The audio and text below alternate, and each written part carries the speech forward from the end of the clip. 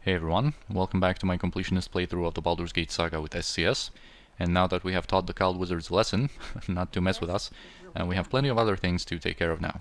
So first we're going to pick up our Arbane sword that got automatically dropped here as we crafted the silver sword, I think. Also we can re-equip Jaheira and Anomen with the things they're supposed to be wearing, and we can give this Ring of Regeneration to Jaheira for now. Also, I think the first time we explored the Docks district, we were at the wrong time of day for this lost child to spawn. And this is just a little sad story here, with this girl who cannot find her mother, and she's too little to be able to properly describe her for us, and they live on the streets, so we can't just bring her back home.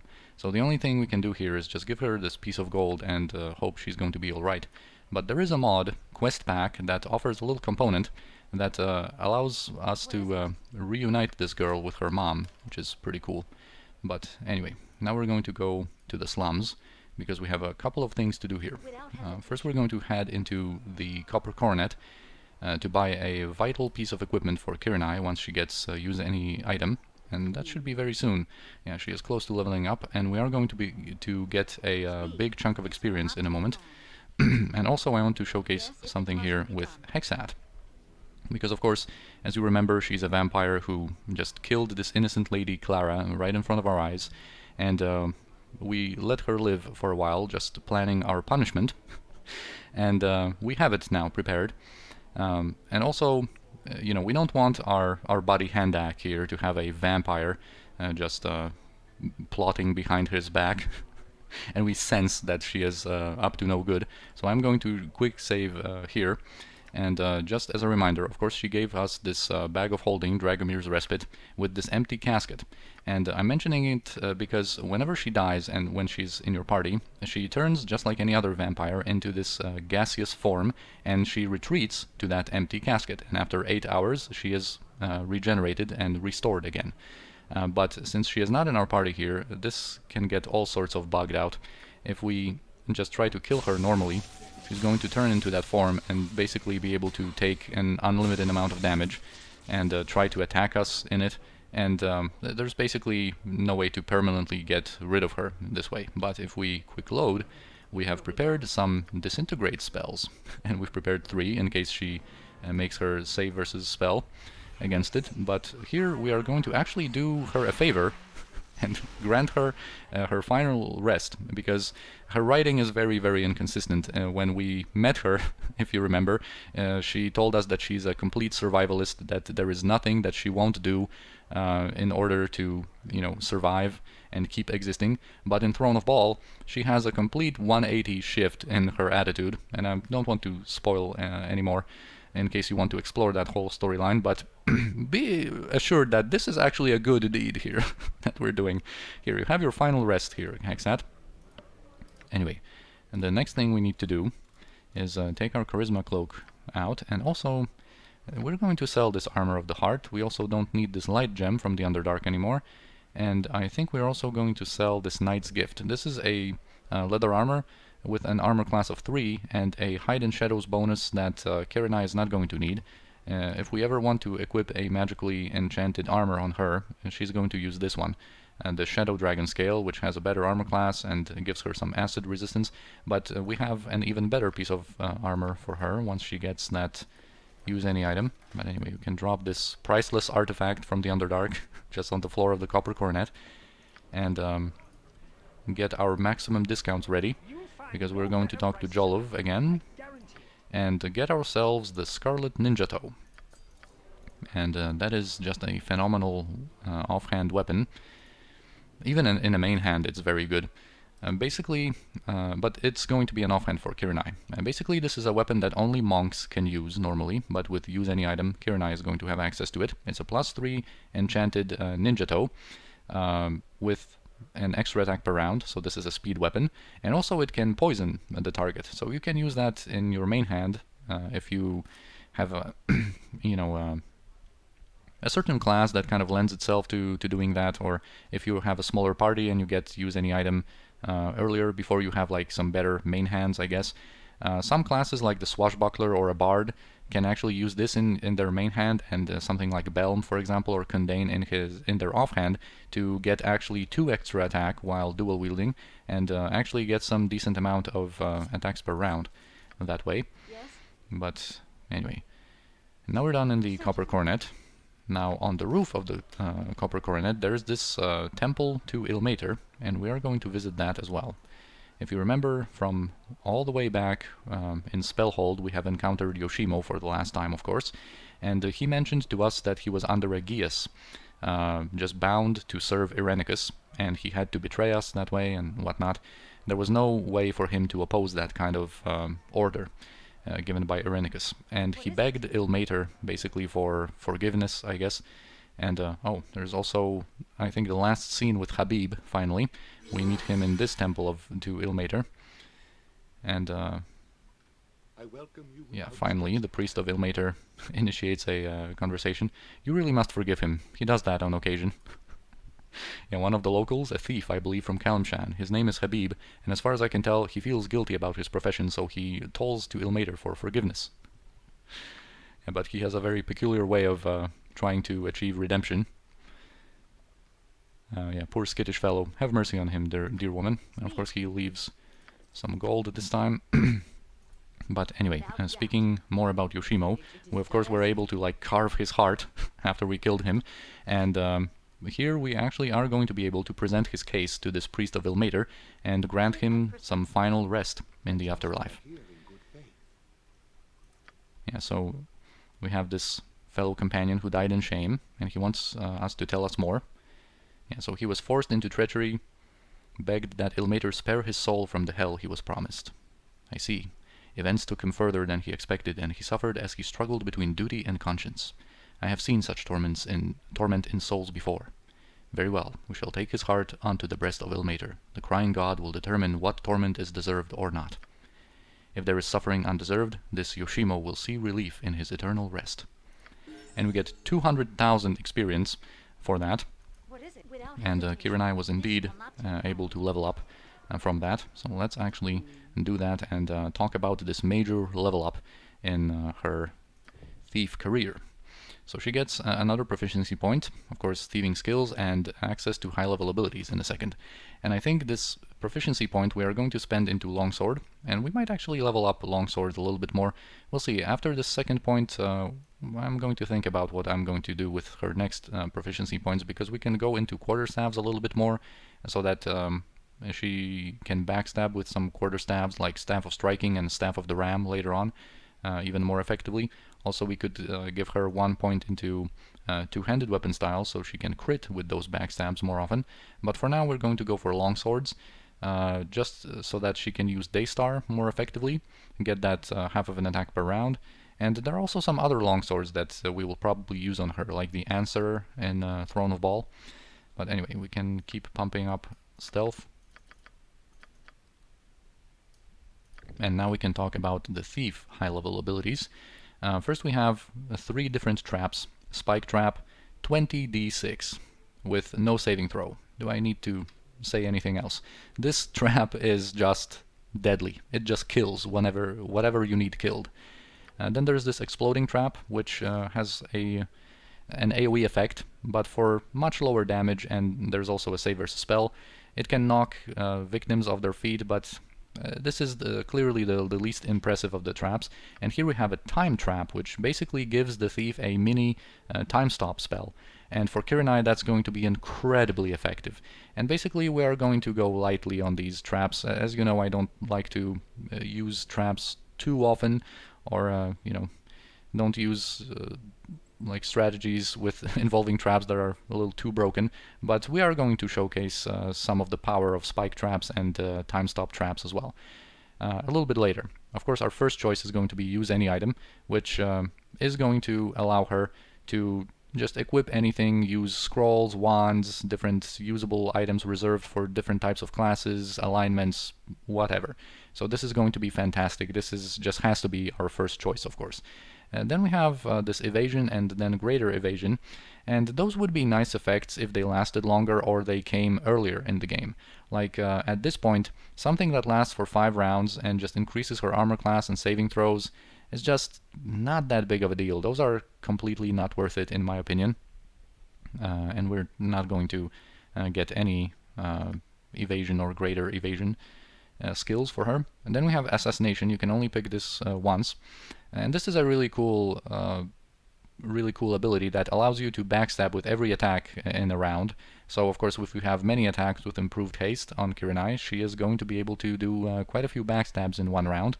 But use any item actually, and mislead is going to unlock an even more broken combo. But assassination is cool. We're definitely going to get that soon.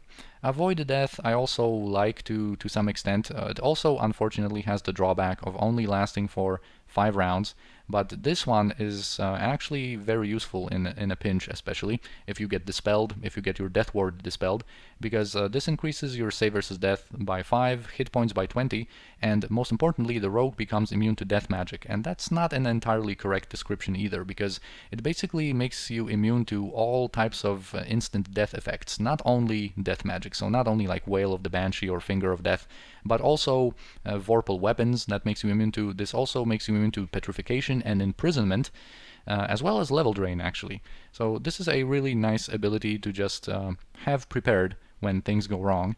And also alchemy, that allows you to create some potions, and scribe scrolls abilities. Those are both ones that should have been available in some form way earlier in the game. Like, these scrolls are not really impressive. You know, some of these potions are nice to have, but really at this point we have plenty of resources. We don't need any more potions. We don't need to like waste our high level ability slots for that. So anyway, first we're going to go for use any item, and this is just going to be incredible for her already, but also in time we are going to showcase all of the potential and different types of things that you can do with it. But now she's going to be able to use wands, for example. She's going to be able to use some cool equipment that we have prepared for her. So let's get that out. Alright, let us see here. We definitely need Methyll's Harp. That's going to be useful. I think we're going to still go for a little armor class strategy when it comes to her equipment. I'm going to elaborate in a second. We're going to, of course, get Janssen's adventure wear for her. And we can already give her the Scarlet Ninja Toe as well. So basically, I think since armor class is still pretty useful now, it's only going to be like closer to Throne of Baal, and especially in Throne of Baal, where we're going to change her setup, I think, with what she's going to be wearing in terms of armor class and whatnot. But right now we have this bracers of armor class 3. We're going to give that to Kiranai, and we're going to give these bracers of AC 4 to Edwin. We're also going to be able to equip like helmets on her if we want to give her some resistances, together with a ring of fire protection, for example. We're going to be able to do that. But anyway, and next up, the Scarlet Ninja Toe offhand. Now Belm is going to go to Jaheira, and Jaheira, we're going to go into dual wielding. I think we're going to start going into dual wielding with her a little bit more often. As much as value as we got out of this Shield of Harmony, now we have different spells that we can protect Jaheira, and this is still nice to hold on to, of course, to have these effects available just from gear. There are going to be some like dead magic zones in the game where we're not going to be able to rely on our spells, and just certain situations where you get dispelled and whatnot, where this is of course going to be very useful. But now I think we're going to be able to delve into dual wielding with Jaheira as well, with her using Belm.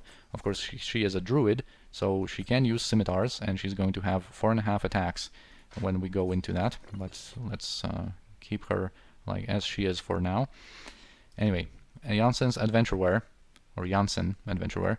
This just gives her the incredible 25% physical damage resistance. I mean, this is just invaluable, and now Kiranai is going to be able to wear that. I've also edited the armor to remove its forced colors that it gives, so that Kiranai can retain her own colors, and as you can see, she is going to be a little heavier armored here. She also would be able to like use plate armors now and whatnot, but Plate armors generally would give her a little bit more armor class, but would involve us having to, drop the armor, for example, or de-equip the armor if we wanted to go into stealth or use her thieving abilities. So we're going to use Janssen Adventureware with that 25% physical damage resistance. That's just incredible. Also, we can give her this harp, and that is going to give her give us another source of essentially remove paralysis, not only Anomen. And we also can give her this shield, this saving grace that we have. This actually even fits her looks here with the blue color. But anyway, this is just when she's throwing the daggers. She can have the additional armor class coming from that when she's not dual wielding, and just be a really, really sturdy and tough character now without any spells involved. So that's pretty cool. And I think we are going to switch out this Ion Stone soon on her, but for now she can be as she is now. So this is going to be awesome for her. Anyway, we also need to check up on our other stronghold just to showcase that our apprentice here has been hard at work when making those potions. So just to showcase moral here, completed a batch of potions, and we get a couple of them. There's a couple of sets of them. This one is actually pretty nice. We get some useful stuff. And now we are going to be done in the slums. Let's just rearrange that.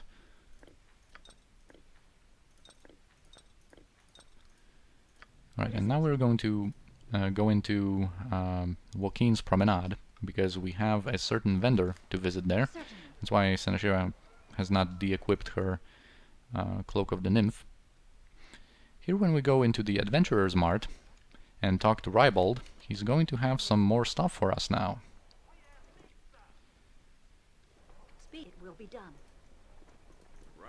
So now if we want to see his goods, he's going to say, "You're a good customer and a successful adventurer. Would you rather see my secret stock of items? For only 50 gold, I'll show you the wares." And yeah, he now has this special stash that we can take a look at for 50 gold. And also, when we're looking at this secret stash, he is going to give us a way better price when it comes to selling our own items.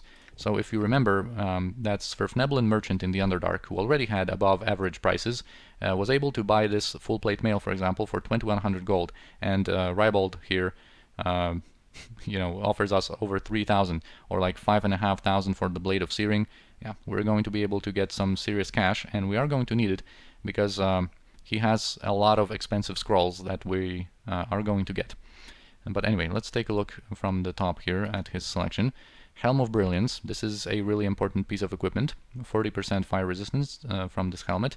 It can cast a medium fireball and prismatic spray. Those don't matter really that much, but here, this one, Sunray. We're going to have a second source of Sunray besides Daystar. So in some fights against the undead, we are going to be able to unleash double Sunray, basically.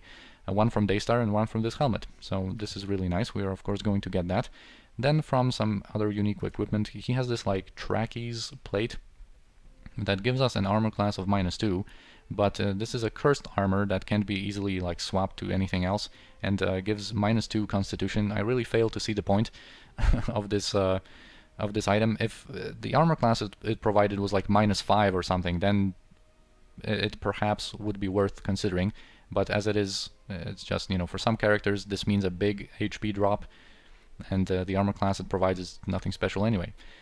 Also, he has this Crimson Chain, which actually gives us, it's a very highly enchanted chainmail, which gives us an armor class of 0, which is good for, well, in some situations if you have maybe a Barbarian or Viconia, although there are other armors for them that actually grant you some immunities or resistances. So even though the armor class here is great, it's probably not even that worth it as an armor for everyday use. But depends on your situation. And then we have this Warblade, two-handed sword. That's +4 enchanted with also slightly higher base damage. Instead of 1d10, it's 1d12. But other than that, it's pretty plain. Of course, by now, we've had access to many different powerful two-handed swords. But I guess in some situations, maybe this could be useful if you skipped some content and you can't use Soul Reaver I don't know. This Lil Arcor is better because of the immunities it gives you, but and of course the funny lines. But I guess for like everyday use, depending on what you have, there might be a point of buying this, but it's not really interesting. Then we have these Asp's Nest. We have a couple of these darts. They basically poison the target. We have a couple of these darts from the guarded compound. Then he also has a Heartseeker available. That we've seen that. We've got that bow from adventuring earlier. Has some projectiles, some potions, but the best thing about his selection here are the scrolls, because he has just, do you see these level 9 and level 8 juicy spells that we of course have to obtain? So yeah, let's talk a little bit about them. He has the Black Blade of Disaster. We've seen the Shade Lord use that, and this is a powerful weapon. It that only the caster can use, though. You cannot move it to anyone else. This gives you the Grand Mastery with it, and also it's a +5 weapon that deals 2 to 24 damage. And this other property is sometimes an advantage, sometimes a disadvantage. With every hit, it grants this generous save versus death, but there is a chance that the target is going to be disintegrated. And why this is a disadvantage sometimes is because disintegration also removes the loot of the opponent killed in that way. So, you know, sometimes you care about the loot, sometimes not so much. But this is always something that needs to be considered. And then it also has 10% chance to drain 4 levels and heal you for 20 hit points. It's kind of similar to Black Razor. But anyway, this is a great weapon for backstabbing. Like if we wanted to hold this scroll for Kiranai, for example, she would be able to use this from a scroll, of course, and then use Kai to ensure maximum damage and then do some juicy backstabs. But anyway, that's one idea for it. Now, Chain Contingency is one of the absolutely most powerful spells in the whole game. This contingency spell is different to the standard level 6 contingency in a couple of ways.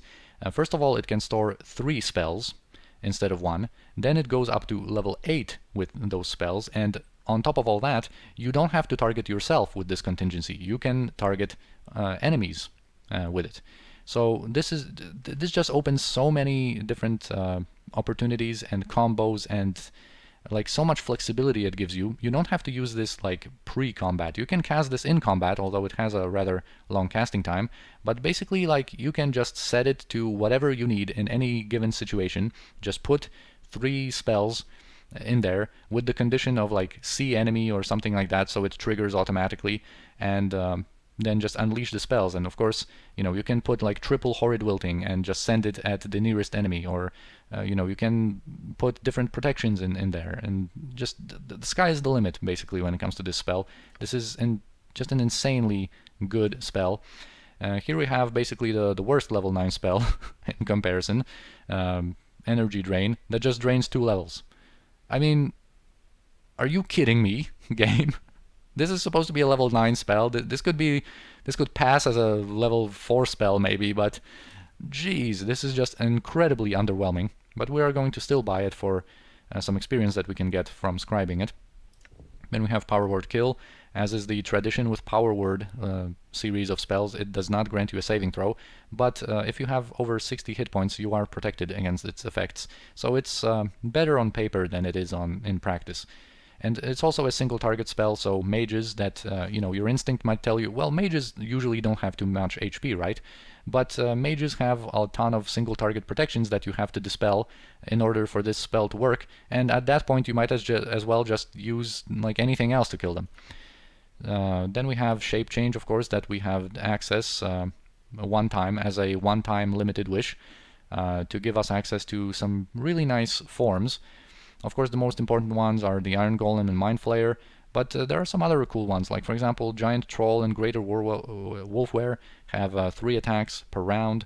The Elementals actually give you an immunity to up to +2 weapons, and they have some decent physical stats and resistances as well. The Mind Flayer, of course, is used to drain intelligence of your opponents. The Iron Golem, just resistances, you know, general toughness, one attack per round only, but this actually in the form of the Iron Golem, if you have a way to maximize your damage through Righteous Magic or Kai, this also can grant you some really juicy backstabs if you want to backstab as an Iron Golem. And yeah, just a great spell to have for a spellcaster. Then Spell Strike is the ultimate dispelling spell. The description here is not entirely accurate. It does dispel all the magical protections that surround the target creature, but Spell Shield is going to consume it and protect the other buffs like it's supposed to do. So Spell Shield should not be really included here. I mean, the spell is going to, of course, get rid of Spell Shield, but it's not going to get rid of Spell Shield together with everything else. But once Spell Shield is out of the question, with this one spell you can just dispel all of the protections. And there's usually, other ways to achieve the same effect, like you can have, a triple secret word spell sequencer, for example, like we had on Imoen. And this is going to, in a lot of cases, just wipe the target clean of their protections. But still, in some situations, this is a powerful spell to have access to. And also, this is the last line here is a change introduced by SCS that the Spell Strike spell can actually get rid of the green protection from magic scroll. So it's not as an invulnerable kind of protection as it is in the unmodded game. Then we have Spell Trap, of course, a very powerful protection, and we're going to have an item that we're going to be able to cast this spell from. And then Time Stop, of course, another of these precious time stop scrolls. Wail of the Banshee, it's sometimes useful. It does give you a saving throw, but it is versus death and not versus spell, which is generally a worse save, especially for spellcasters, and this is an AoE spell. You don't have to target it on anyone. So this actually can yield you some decent results depending on the situation. And then we also have Incendiary Cloud and Maze from the level 8 spells. This is something new. Pierce Shield, this is kind of a combination of Ruby Ray and the lower resistance. Generally, you want to have one or the other. This is not really necessary to have them in a combo like that. But, still, there might be a situation where we want to use that. And Power Word Blind we've had access to. And Protection from Energy just gives you 75% protection against all of the different elements. And you can cast it on anyone, on someone else, not necessarily the mage. But generally, this is kind of like, can be coupled with some resistances coming from gear. But generally, if you're protecting against something in an upcoming fight, you go for, total immunity against like one or two elements that you need. Still, this is useful in some situations. So anyway, after all this talk, let's actually get to purchasing. And I think we might not even be able to purchase everything here with our remaining gold. Of course, the crafting took some gold from us. Oh yeah, we are going to have to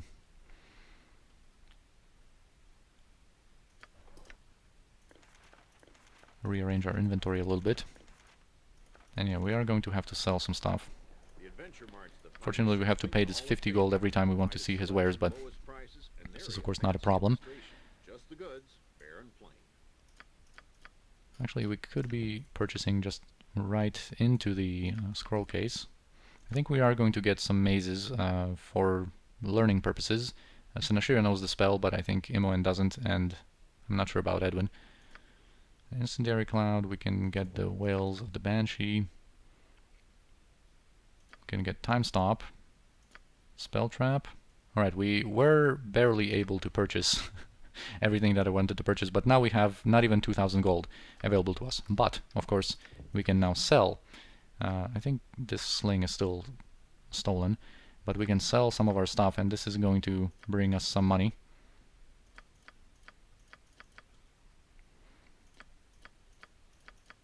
Alright, so 45,000 basically for that, and we also have a lot of different gems. And I am going to quickly do this here. He also has, better prices for gems as well. I'm going to see that he's going to pay almost like 3,000, I think, for rogue stones. Alright, so here we have 20,000 for this batch of gems, and now on Animan we have the pearls, and we have his gem bag. And this should give us, oh, misclick there. This should give us some decent money as well. So we're going to be back in business. Although, as you can see, there are some big money drains in this game, and consider also the fact that if we wanted to get all of the resources that we've got through stealing, if we wanted to buy all that, there would be like no way for us to afford everything. Even if we were like very, very meticulous about picking up absolutely everything that drops in the game. Alright, so another 40,000. Alright, we are back in business here. Oh, and also we had some of these potions that I wanted to get rid of on Jaheira. Yeah, this is fine. And we are going to do a scribing session soon, but before the end of the episode I think we can do a little travel to Diarni's Keep, and also after the passage of time, coming from our crafting of items and you know, dealing with the cowled wizards, we should have another quest available here at our fighter's stronghold, and we can just take care of that. And believe it or not, there are 3 more quests that we have to do. I mean, this one and 2 others, so I want to be pretty precise when it comes to just getting these events in motions, like starting the timer here. And yeah, we do have a couple of people, well-dressed people, that ask for an audience.